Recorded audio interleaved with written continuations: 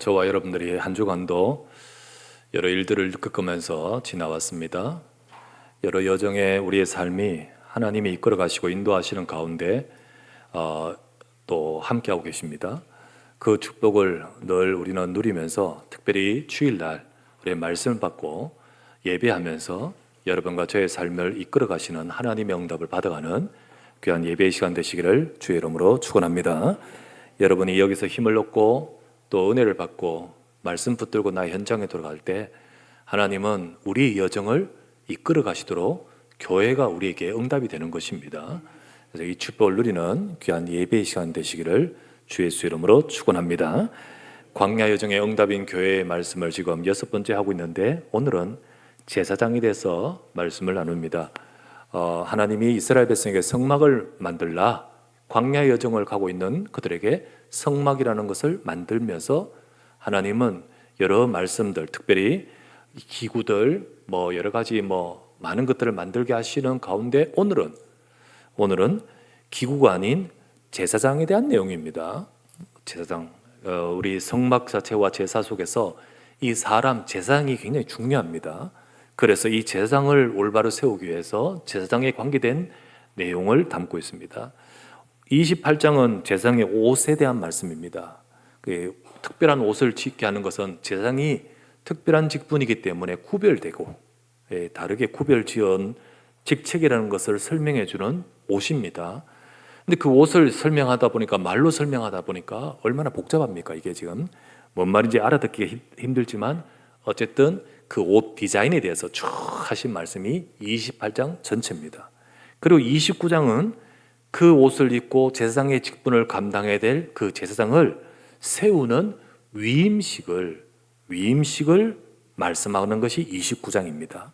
그 28장, 29장은 제사장에 해당되는 내용입니다. 여러분 성막이나 또 성막 안에 여러 가지 기구들 그리고 또 그 안에서 행해질 제사 이 모든 것들은 앞으로 오실 그리스도를 의미하는 겁니다. 그리스도의 언약에 대한 의미인 거죠. 그리고 그리스도를 통하여 우리 주시는 구원의 축복을 담고 있는 것이 아까 말했던 성막 안의 기구들 또 성막에 있는 제사 다 그런 것입니다. 특히 또 오늘 제사장 역시 마찬가지입니다. 제사장 역시 오실 그리스도에 대한 예언입니다. 그리스도께서 오셔서 어떤 일을 하실지에 대한 그분이 하시는 일을 직책을 설명하는 것이 제사장인 것입니다. 자, 오늘은 저와 여러분들이 제사장의 이 말씀을 우리가 보면서 우리의 여정 속에 우리 교회 응답을 받을 때 이 제사장의 이 말씀을 통하여 우리 교회가 어떤 응답을 받아야 될 것인가 우리가 하나님이 주시는 그 음성을 듣기를 바랍니다. 그래서 제사장이 도대체 뭔지를 우리가 제대로 알고 발견하면서 오늘 우리 교회 속에 이 제사장의 응답을 교회적으로도 우리 성도 개인으로도 다 같이 응답을 받아가는 그런 시간 되시기를 주 예수의 이름으로 축원합니다. 자, 그렇다면 오늘 말씀을 통하여 세 가지를 우리가 생각합니다. 첫 번째, 구약의 제사장 직분과 이 그리스도입니다. 이게 성취하신 예수 그리스도입니다. 성취하신 그리스도입니다. 첫 번째는 우리 이걸 생각해야 됩니다. 하나님은 이스라엘 백성에게 제사장 직분 주신 것은 그리스도를 바라보게 하신 거고 우리에게는 이게 그리스도의 약속으로 성취하신 분입니다. 하나님은 만들려고 하신 성막에서 이 섬길 제사장 직분을 세우라고 지금 세우기 위해 말씀하시는 거죠. 제사장은 뭐 하는 자입니까? 이 성막에서 제물을 잡아가지고 그리고 제단에 피 제사를 드리기 위해 세워진 직분입니다. 지난주 말씀드렸던 그 뜰에서 그리고 그 전주에 말했던 그 제단에 거기에 제물을 잡아서 제사를 드리기 위해 세워진 직분인 거예요. 여러분 주보에 보면 그림이 나오는 가운데 윗그림 보면 그 뜰에서 제사를 드리는 장면이 이 본문에 이렇게 그림으로 볼 수 있습니다.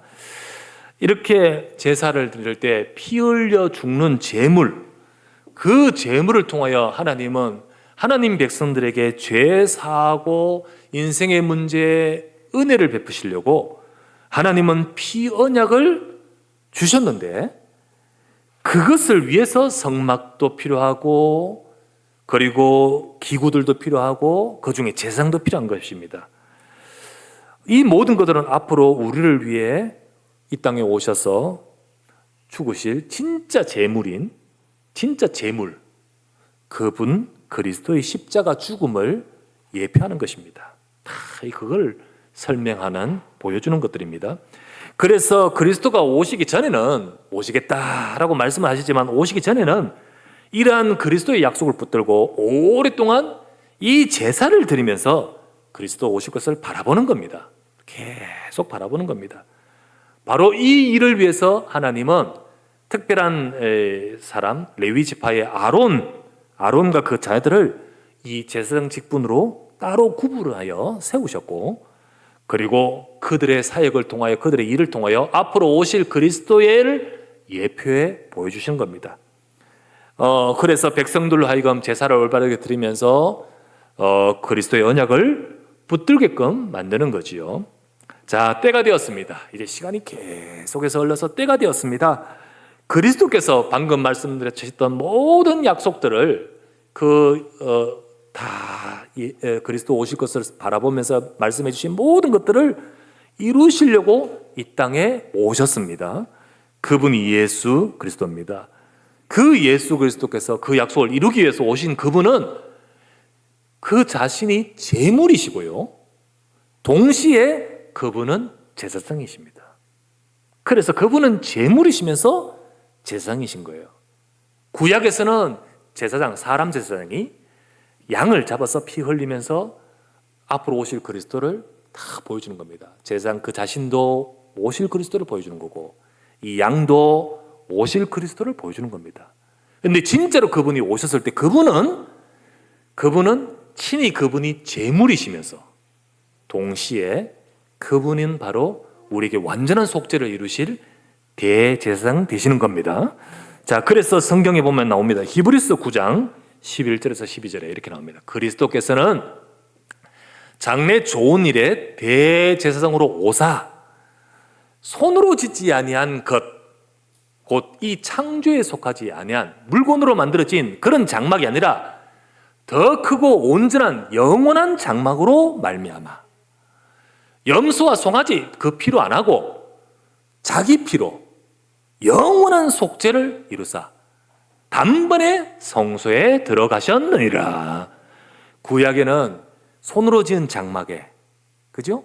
매번 바뀌는 제사장들이 수도 없이 제사를 드리면서 백성들의 죄를 속죄하기 위해 하셨지만은 그리스도 그분은 그런 장막이 아니라, 성막이 아니라 영원한 하늘의 성막, 그것을 위해서 이 땅에 오셔서 참 대제사장으로서 염소 송아지 아닌 자기 피로 영원한 속죄를 매번 드리는 것이 아니라 단번에 끝내신 줄 믿습니다.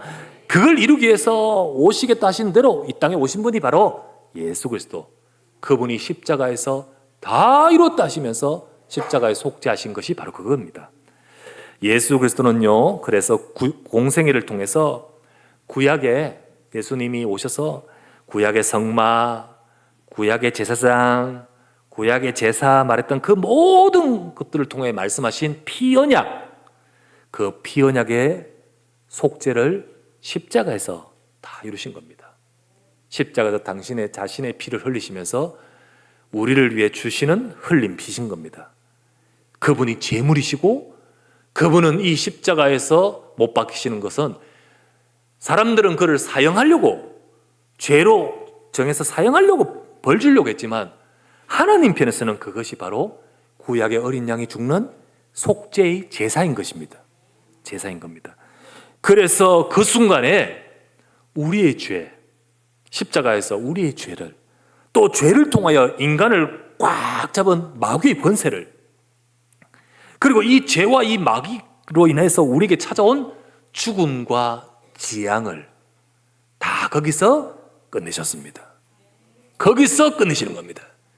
십자가에서 여러분과 저의 죄, 그리고 이 죄로 인해서 우리 인생을 파고들어서 잡고 있는 사탄의 권세, 이것으로 해서 우리에게 찾아온 죽음과 저주와 재앙의 모든 것들을 끝내실 이는 예수 그리스도의 복음밖에 없는 줄 믿으시기 바랍니다. 예수 그리스도 그분을 통해 거기서 우리가 건짐을 받고 구원받는 것이 바로 복음의 능력입니다. 자, 로마서 8장 2절 말씀에 이렇게 되어 있죠. 이는 그리스도 예수 안에 있는 생명의 성령의 법이 죄와 사망의 법에서 너를 거기서 건져내셨다. 해방하였음이니라. 죄와 사망의 법, 죄로 인하여 우리에게 찾아온 사망의 법. 자, 또한 히브리서 2장 14절에서 15절 말씀에는 자녀들은 혈과 육에 속하였으며 인간은 전부 혈육을 입고 죄인이잖아요. 그분도 또한 같은 모양으로 혈과 육을 함께 지녀서 이 땅에 오심은 그분이 죽음을 통하여 죽음의 세력을 잡은 자 마귀를 멸하시고 또 죽기를 무서워함으로 한평생 매어 종노릇하는 우리들을 놓아주려 하심이라. 그래서 죄와 사망의 법에서 건져주시고 그리고 사탄의 권세에서 우리를 건져주셔서 우리를 죽음과 저주의 재앙에서 놓아주려 하심이라. 이게 그분이 죽음을 통하여 십자가에서 이루어진 것입니다. 그래서 그리스도께서는 우리의 이 모든 것들을 성취하신 속죄 제물이시고요. 그리고 또한 그 모든 것을 성취하신 참 대제사장이신 겁니다. 수없이 많은 제사장이 바톤을 이어서 끊임없이 수도 없이 많은 제사장이 그 일을 했겠지만은 이제 영원한 제사장 그분이 오셔서 그 모든 일을 친히 다 이루신 것입니다. 그래서 예수 그리스도께서는요, 죄인된 인간을 구원하실 한 분의 중보자입니다. 여러분, 백성들이 하나님 앞에 나가는데 그냥 못 나가요. 여러분, 성막에 막 들어갈 수 있습니까? 막 그 안에 막 못 들어가요. 그래서 제사장을 세운 겁니다. 그 제사장이 하나님과 그들 사이에 제사를 드리면서 중보 일을 하는 겁니다. 중간의 역할을 하는 거예요. 끊임없이 많은 제사장이 그 일을 해왔지만 그들은 주인공이 아니에요. 진짜 주인공은 그리스도입니다. 그리스도가 오셔서 우리에게 유일한 중보자이심을 믿으시기 바랍니다.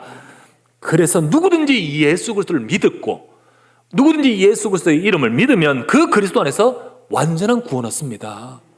구원을 얻어요. 여러분, 생명을 얻습니다. 여러분과 저의 인생의 죽음과 흑암의 권세가 무너지고요. 그리고 영원한 생명이 임하는 겁니다. 아시겠죠? 그래서 우리가 잘 살았어, 똑바로 살았어, 훌륭하게 써, 그걸 보고 덕을 많이 쌓았기 때문에 구원받는 것이 아니고 우리의 모든 문제를 건지시고 구원하시기 위해 그리스도 그분을 통하여 여러분은 영원한 생명을 얻게 됨을 믿으시기 바랍니다. 그래서 교회 안에 진짜로 있어야 될 것이 뭡니까? 예수 그리스도의 복음인 겁니다. 성막에 제사장이 있어야 되듯이 교회에는 모든 것을 성취하신 예수 그리스도의 복음이 있어야 될 줄 믿습니다. 그죠? 그 약속이 우리에게 꼭 있어야 된 거예요.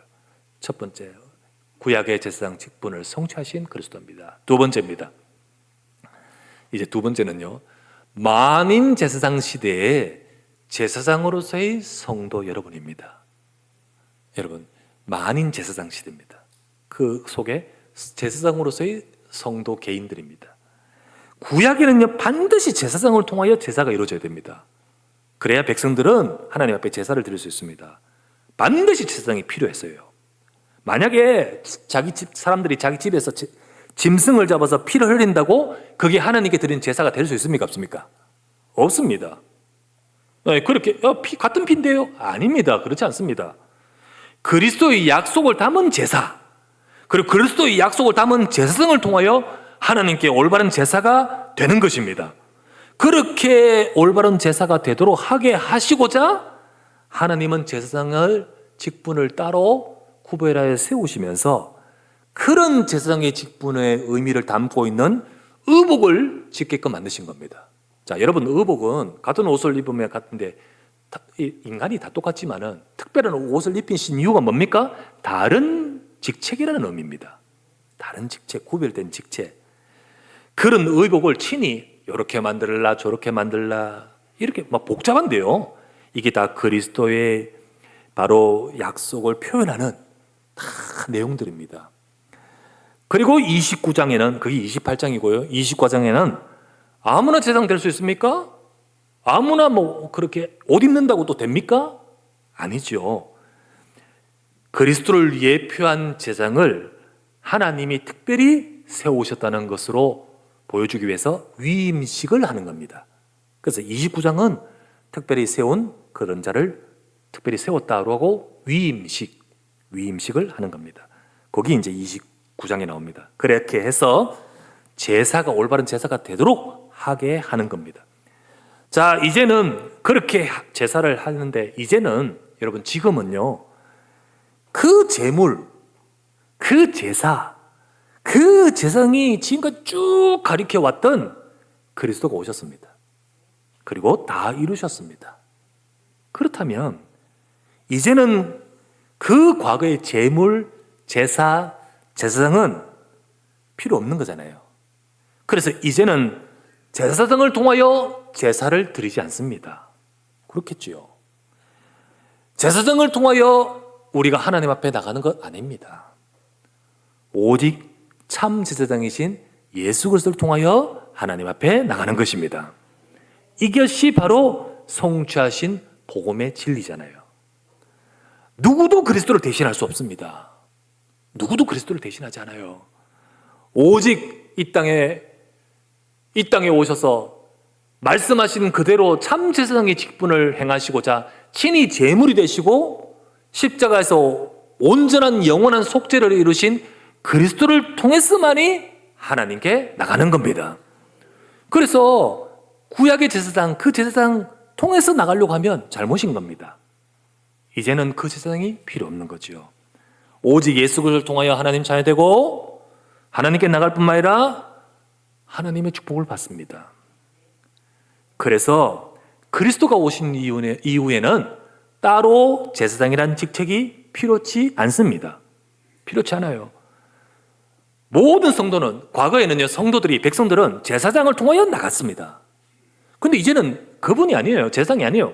그리스도를 통하여 나가는 겁니다. 그렇다면 모든 성도 개개인들은 그리스도를 통해서 과거의 그 제사장들처럼 우리는 하나님 앞으로 나갈 수 있는 자인 겁니다. 나갈 수 있는 자예요. 지금 우리 하나님 백성들은 과거의 그 제사장들과 같이 우리도 나갈 수 있다는 거예요. 우리도 하나님 앞에 나갈 수 있다는 겁니다. 이거를 일컬어서 만인 제사장이라고 합니다. 아시겠죠? 만인, 모든 사람들 다 그리스도를 믿는 모든 자들은 제사장이다. 이 교리가 어디서 나왔냐면 중세시대 때, 그리고 지금의 중세시대 가톨릭, 지금의 가톨릭에 있는 교리 중에는 뭐가 있냐면, 여러분, 사제를 통해서 사죄받고 사제를 통해서 구원이 이루어진다는 이 잘못된 주장을 종교개혁을 통해 바로잡잖아요. 그때 바로잡은 교리가 오직 그리스도다. 오직 그리스도를 통하여 하나님 백성은 만인 제사장이다 라는 교리가 바로 이겁니다. 종교개혁의 교리입니다. 여러분, 그리스도를 믿는 성도는 누구나 하나님의 자녀로서 하나님께 담대히 나갈 자격을 가진 겁니다. 과거의 제사장들처럼 우리도 나갈 수 있다는 거예요. 모든 사람들은 하나님께 나갈 수 있는 자격이 주어진다는 겁니다. 그래서 성도는 그리스도 이름으로 담대히 하나님께 나가고 하나님께 구할 수 있음을 믿으시기 바랍니다. 히브리서 4장 14에서 16절 말씀에 이렇게 나옵니다. 그러므로 우리에게 큰 대제사장이 계시니 누굽니까? 성천하신 이 곧 하나님의 아들 예수십니다. 우리가 이 믿는 도리, 이 복음의 도리 약속을 굳게 잡을지어다. 우리에게 있는 이 대제사장은 우리 연약함을 모르시는 분이 아니다. 동정하시 못하실 리가 아니요. 우리와 한결같이 똑같이 시험을 받으신 이지만은 죄는 없는 분이시다. 그러므로 우리는 긍휼하심 받고 때를 따라 하나님이 주시는 돕는 은혜를 얻기 위하여 예수 그리스도 이름으로 은혜의 보좌 앞에 담대히 나갈 것이니라. 이렇게 하나님 앞에 나갈 수 있는 것은 대제사장 되신 그리스도 때문에 나갈 수 있는 겁니다.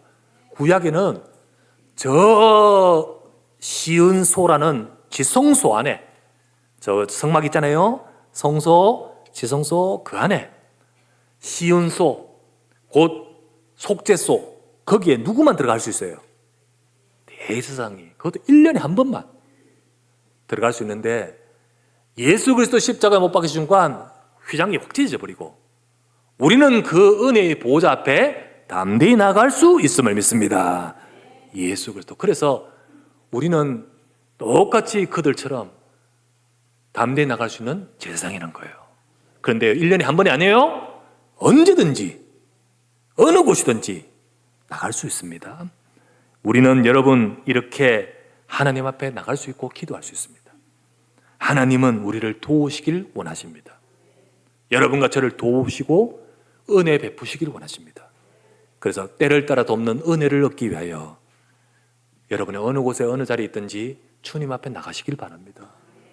학교에 있든지 회사에 있든지 차 운전을 하든지 차를 타고 가든지 어느 자리에도 좋습니다. 기분 좋든지 힘들든지 상관없습니다. 그 순간 주 예수 그리스도의 이름으로 하나님을 바라보십시오. 하나님은 그때 나를 돕는 은혜를 베푸시기 위해서 역사하십니다. 그게 저와 여러분입니다. 성도가 이 사실을 알고 이 축복을 누리면 하나님이 주시는 힘과 능력과 은혜가 임합니다. 그러면서 우리 각 현장에서 이 축복을 가지고 나의 현장에 나타낼 자로 서기를 원하시는 겁니다. 이것이 바로 현장 제사장입니다. 여러분이 이 축복을 누리면, 하나님 앞에 나가는 축복을 누리다 보면 이 축복 가지고 나의 현장에서, 여러분 가정에서, 가문에서, 지역에서 여러분은 그 현장 속에서 정말로 이 비밀을 가지고 선 제사장이 되어서 그들에게 이 비밀을 전달할 자로 하나님이 쓰십니다. 이 복과 이 응답을 받아가야 됩니다. 베드로전서 2장 9절 말씀에 그러나 너희는 택하신 족속이요 왕같은 제사장들이요 거룩한 나라요 그의 소유가 된 백성이니 이는 너희를 어두운 데서 불러내어 그의 귀한 빛에 들어가게 하신 이의 아름다운 이 덕을 선포하게 하려 하심이라. 이 비밀을 가진 자가 가문에 있으면 그 사람을 통하여 빛이 그곳에 임합니다. 이 비밀을 가진 자가 현장에 있으면 하나님은 이 비밀을 가진 자가 힘 잃지 말고 이 축복을 누리면서 현장에 있으면 하나님은 그를 통하여 역사하기를 원하십니다. 이게 현장의 세상이잖아요. 현장에서 여러분을 통해 살리시고 역사하는 겁니다. 한 번은 저 목포에 있는 어떤 목포에 완전히 조직 폭력 그 속에 있던 한 사람이 막 범죄를 저지르다가 막 그 동네 유명하고 그런 사람이 잡혔어요. 그리고는 이제 감옥에 갔지요. 감옥에 가서 죄값을 받고 있는데 거기서 예수 그리스도를 만났어. 거기서 복음을 들었어. 거기서 생명을 얻었어.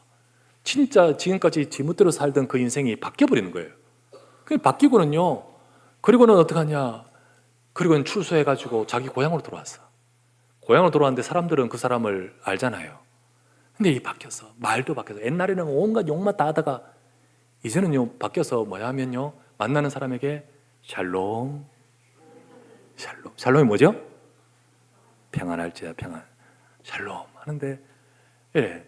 아그야 샬롬. 예. 그 시기 샬롬. 예. 그러면서요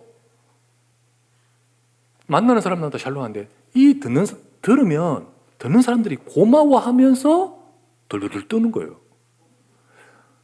나는 정말 그렇게 하는데 전부 다 고마워하면서 덜덜 뜨는 거예요. 이해를 못 하겠어. 근데 계속해서 아재 샬롬. 네. 그러면서 계속 하는데 사람들 전 반응이 그래. 왜 그런가 나중에 보니까요. 사람들은 전부 다 살롬으로 들었는 거예요. 죽일 놈, 살롬. 너 살릴 놈. 너는 살려준다. 넌 죽을 줄 알아. 그렇게 되는 거겠죠. 그러다 보니까 고마워하면서 덜덜덜 뜨는 거예요. 우리는 살려야 될 줄 믿습니다. 하나님은 제사장으로서, 현장의 제사장으로서 우리를 세우신 겁니다. 만인 제사장 시대, 여러분과 저 모두 다 제사장. 자, 세 번째 이어서 주신 말씀, 교회를 위해 세우신 제사장 역할의 목사입니다. 자, 그리스도, 그리고 또한 우리 그리스도의 복음, 두 번째 성도 개개인들이 이 복음을 알고 제사장적 이 축복을 누리는 비밀, 세 번째, 이 교회를 위해 세우신 제사장적 역할의 목사입니다. 그리스도의 복음 시대에는 성도 모두가 다 그리스도 앞으로 나갈 수 있는 자격이 있다 했잖아요. 그래서 세상에서 또 그리스도의 언약을 증거할 제사장적 사명이 있잖아요. 그래서 우리 모두는요, 영적 제사장이에요. 그죠? 그러나 하나님은요, 교회와 성도를 통해서 하나님의 뜻을 이루기 위해서, 하나님의 뜻을 이루기 위해서 과거 성막 시대 때, 성전 시대 때의 제사장 의미의 직분을 이어가지고 교회에도 그 직분을 세우십니다. 그게 바로 뭐냐면 목사예요. 그게 목사입니다. 여러분, 우리의 참 대제사장은 그리스도인 줄 믿습니다. 그 말은 목사가 제사장 아니에요. 목사가 제사장이란 말이 아니에요. 그래서 목사는 사제라는 칭호도 거부합니다. 사제 아니에요. 전주에서 말하는 사제라는 칭호를 거부하죠. 가톨릭에서는 사제라고 표현하면서 제사장의 성격을 띠고요. 여러분, 미사가 제사입니다. 여러분, 미사. 그래서 그런 성격을 띠는 호칭 자체도 거부하죠. 아닙니다. 오직 제사장은 그리스도이십니다. 그런데 목사는 그리스도께서 교회를 이끌도록 하기 위해서 제사장 성격의 직분으로 위임하여 세우신 자입니다. 교회를 맡기시고 그리고 하나님은 그 일을 맡겨서 세운 직책입니다. 그래서 오늘 제사장에 대한 이 본문의 말씀은 목사가 응답받아야 될 말씀이 담겨 있습니다. 목사에게 주시는 말씀이 담겨 있습니다. 출애굽기 28장은 제사장의 옷에 대한 것이잖아요.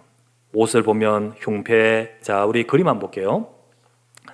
자, 왼쪽의 그림은 제사장들이 막 제사를 드리는, 뜰에서 제사를 드리는 장면이 나오죠. 예, 그거고요. 전부 다 흰 옷이죠. 자, 오른쪽의 그림에 보니까 옷 쪽에 제일 안쪽의 옷이 흰 옷이죠. 자, 흰 옷 입은 것은 일반 제사장이고요. 오른쪽의 그림은 대제사장의 옷입니다. 자, 흰 옷 위에 또 옷을 더 입고 있죠.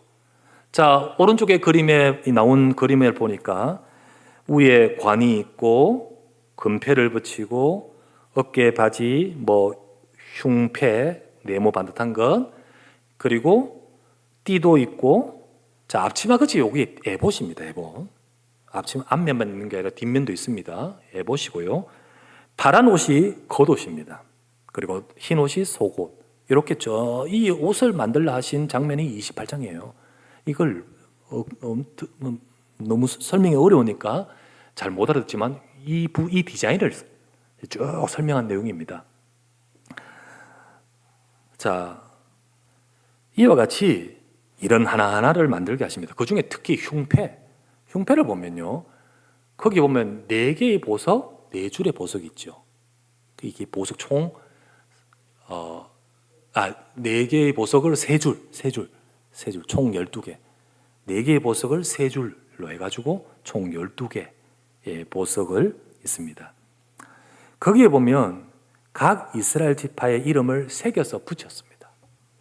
네, 새겼습니다. 자, 21절을 한번 볼게요. 오늘 읽었던 28장 21절 보면 나옵니다. 이 보석들은 이스라엘 아들들의 이름대로 12이라 보석마다 12지파의 한 이름씩 도장을 새기는 법으로 새기고,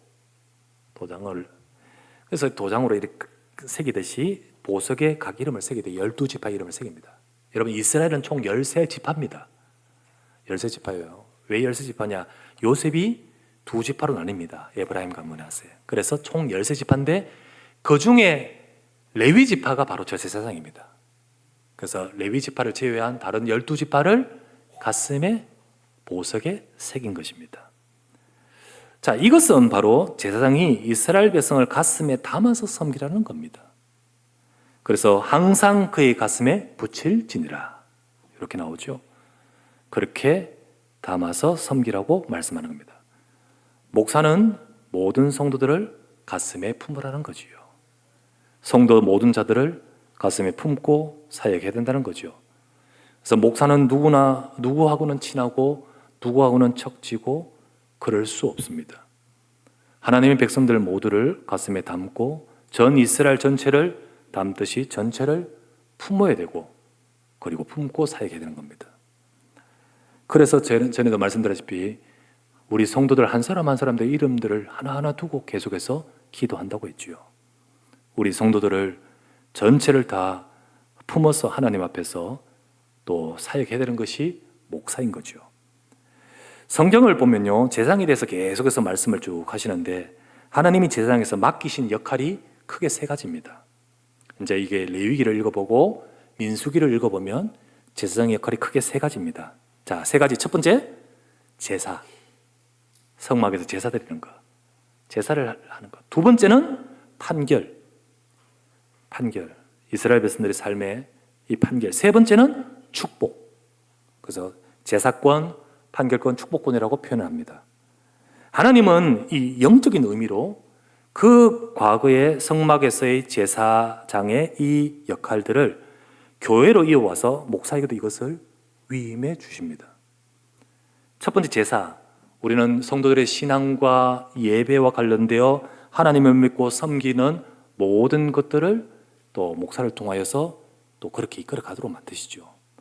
두 번째, 판결이라고 했는데요, 하나님 백성들의 삶에 있어서 중요한 부분을 인도받을 수 있도록 하나님은 이끌어 가십니다. 세 번째, 축복. 그래서 백성들을 축복하도록 목사를 통하여 하나님 백성들이 축복을 받아가고 축복하도록 그렇게 권을 하나님은 이어주시는 겁니다. 여러분, 지금 사회는 이스라엘 시대 사회와 같지 않습니다. 그 시대와 지금 다르죠. 지금은 다양하기 때문에 당연히 판결하고 모든 것들은 세상 제도와 사회 속에서 있잖아요. 우리 각자의 삶의 몫이잖아요. 누가 목사가 이래 하십시오, 성도 삶에 판결하고 이런다고 되는 건 아니잖아요. 또 될 수 없고 할 수도 없고요. 그러나 하나님은 이 말씀의 흐름 따라서 성도의 삶에도 역사하시는데 어떻게 목사와 목회 상담하면서 말씀으로 권면하지요. 그리고 강단을 통하여 하나님의 말씀을 증거하는데 그것을 성도들이 붙들 때 하나님은 그 말씀을 통하여 삶에 역사하는 겁니다. 그렇게 이어가게 하십니다. 그리고 예배, 그리고 축복. 정말로 하나님은 성도와 교회에 이렇게 하나님의 이 말씀대로 하나님은 축복하기를 원하십니다. 성경을 보면 민수기 6장 20에서 27절 이렇게 나옵니다. 여호와께서 모세에게 말씀하여 이르시되, 모세야, 아론과 그 아들들에게 말해라. 이르기를, 너희는, 제사장 너희들은 이스라엘 자손을 위하여 이렇게 축복하여 이르되, 여호와는 네게 복을 주시고 너를 지키시기를 원하며, 여호와는 그의 얼굴을 네게 비추사 은혜 베푸시기를 원하며, 여호와는 그 얼굴을 네게로 향하여 평강 주시기를 원하노라 할지니라. 그렇게 축복해라. 그들은 이같이 내 이름으로 이스라엘 자손에게 축복할지니 내가 그들에게 복을 주리라. 이런 말이죠. 분명히 그렇게 축복하라. 그러면 내가 거기에 복을 주실 것이다. 이와 같이 하나님은 지금도 목회자와 또 이 역할을 하면서 성도를 위해 축복 기도하기를 원하시는 거예요. 예수님은 사도들에게 이렇게 말합니다. 너희가 어느 집에 들어가는지 그 집을 향하여 평안을 빌라. 거기에 합당하면 그 평안을 하나님이 주실 것이고 임할 것이라고 하셨습니다. 그렇죠? 그래서 고린도후서 13장 13절 말씀에 목사는 축도를 하잖아요. 축도. 그게 사도들이 하는 축도의 기도를 가지고 합니다. 주 예수 그리스도의 은혜와 하나님의 사랑과 성령의 교통하심이 너희 무리에게 있을지어다. 이게 우리 축도의 표본이거든요. 그래서 축도를 합니다. 여러분, 이와 같이 이스라엘 백성의 광야의 응답을, 광야 그 여정의 응답을 위해서 성막을 주시고 제사장을 주셨다면, 그렇다면 하나님은 우리 인생 여정의 응답을 위해서 교회를 주시고 목사도 주신 겁니다. 목사도 세우신 겁니다. 목사는 목사 자신들이 바로 하나님 앞에서 오늘 말씀대로 하나님 앞에 계속 바른 길로 가도록 목사 자신의 응답을 받아가야 됩니다. 직업이 되어서는 안 되죠. 하나님 앞에 올바른 목사가 되도록. 그래야만 본인도 하나님 앞에 올바르지만은 성도가 응답을 받을 수 있는 거죠. 성도도 응답이 임하는 겁니다. 제사장이 올바르고 하나님 앞에 바로 설 때 하나님의 축복이 성전을 통하여서 제사를 통해서 전 이스라엘에게 임합니다. 임해요. 그러나 그렇지 못한 제사장으로 인해서는 재앙도 이스라엘 백성에게 임했습니다. 그게 엘리 시대 아닙니까? 다 그렇게 됐잖아요. 제사장이 눈 어두워지고 타락해지고, 아까 우리 장로님께서 기도하셨는데 많은 목사들이 잘못됨으로써 많은 교회가 어렵고 상처가 되는 경우가 너무 비일비재합니다. 이럴 때 저와 여러분들은 우리 교회가 하나님 앞에 올바른 응답을 받아가기 위해서 저와 여러분들이 인도를 받아가야 되겠습니다. 우리 성도님들 자신들의 여정이 하나님 말씀 따라가면서 응답을 받아가기 위해서, 여러분 인생의 여정이 응답을 받아가기 위해서 여러분이 교회 응답을 받으셔야 됩니다. 그리고 또한 동시에 목회자 응답도 받아야 됩니다. 목회자 응답. 그러기 위해서 여러분들은 목회자를 위해 기도하셔야 돼요. 기도하셔야 됩니다. 여러분, 저는요 사실 이런 말 저런 말을 잘, 이 설교 때 집사람이 늘 말합니다. 말 좀 그만하세요 그러면서 설교 길어지네 그러면서. 그래서 설교 때 제가 말하지, 따로 그냥 일반적으로 말 잘 안 합니다. 진짜로 안 합니다. 진짜로 안 하고 뭘 말해야 될지도 잘 모르겠고요. 말 잘 안 합니다. 그래서 저는요 말로 막 교모히 많이 말하고 이렇게 자기 위주로 쫙 말하면서 이런 거, 이 사람 되게 싫어합니다. 저는 집에 가서도 잘 말을 안 합니다. 말 안 하고요. 그래서 집사람 교회 이렇고 저렇고 이 말을 하면 이게 별로 안 좋아요. 그래서 말을 안 하다 보니까 집사람은 나중에 교회 소식 광고 보고 알거든. 열 엄청 받습니다. 열 엄청 받고요. 예. 삭삭삭삭 빌고 또 말 안 하고. 예. 그렇죠. 왜냐하면 그 영향 받아서 제가 결정하거나 또 뭐 이래 하거나 싫고 그렇죠. 말 안 합니다. 그렇다 보니까 말을 안 하는 그런 것 때문에 오해가 되기도 합니다. 오해가 되고요. 그렇다고 오해된 것을 일일이 또 풀어가면서 말하려고 또 안 해요. 그냥 하나님 앞에서 그냥 기도하는 뿐이죠. 근데 문제는 오해하면서 성도 본인이 손해가 되는 거예요. 어려워진 거예요. 아까 말했듯이 교회 응답, 목회자 응답을 못 받아버려요. 여러분 아까 보십시오. 세 개. 첫 번째 제사, 예배가 안 돼요. 두 번째 판결 3, 이게 말씀 잡고 삶의 응답을 못 받아요. 세 번째 축복, 기도하는데 합당하면 임한다 했는데 그게 안 되는 거예요. 안 돼. 예, 그렇게 돼버리는 겁니다. 그래서 여러분, 저와 여러분들이 같이 응답 받아가야 될 줄 믿습니다. 오늘 이 말씀대로, 이건 목사에게 주신 말씀이지만은 하나님 백성의 광야 여정에 응답 받으러 주신 말씀이잖아요. 그러면 여러분 진짜로 교회 응답, 목회자 응답을 받아야 됩니다. 같이 기도해야 돼요. 저는 여러분을 위해 기도해야 됩니다. 여러분은 부족한 저를 위해 기도해 주십시오. 그래서 함께 같이 응답 받아가기를 바랍니다. 하나님이 원하시는 응답받는 교회가 되고 우리 삶이 되기를 간절히 바랍니다. 이 축복 누리는 우리 모든 주의 백성 되시기를 주의 이름으로 축원합니다. 주여 감사합니다. 주의 말씀대로 주의 교회 역사에 주옵시고 주의 성도들이 응답받게 하소서. 오직 참제사장이신 그리스도를 붙들게 하시고 우리 교회 복음으로 나가게 하소서. 모든 성도들이 이 복음을 붙들고 현장과 삶 속에 제사장으로서 하나님 앞에 나가며 현장을 살릴 자가 되게 하옵소서. 주여 우리가 다 같이 이 축복을 누려갈 수 있도록 기도하게 하옵소서. 주 예수 그리스도 이름으로 기도드리옵나이다. 아멘.